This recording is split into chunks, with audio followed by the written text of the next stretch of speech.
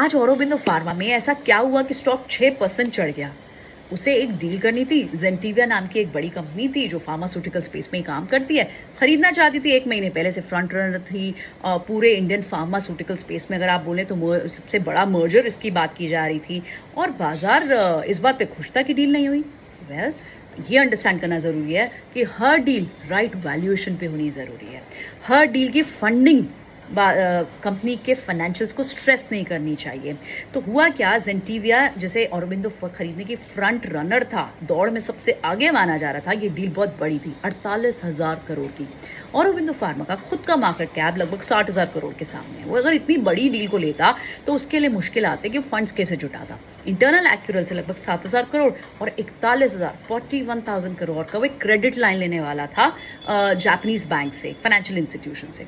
अब बाजार को, और दूसरी बात, ये डील अगर ये लेता तो ये डील वैल्यूएशन जो है वो प्रीमियम पे थे, महंगी लग रही थी बाजार को।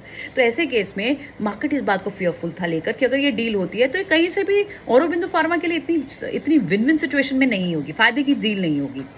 और इसीलिए आज जब ये डील उनके हाथ से निकल गई और इसे खरीद लिया एक दूसरी बड़ी पीई फर्म ने, तो बाजार खुश हुआ कि अच्छा हुआ जो हुआ, और इसीलिए औरोबिंदो फार्मा में जबरदस्त तेजी थी।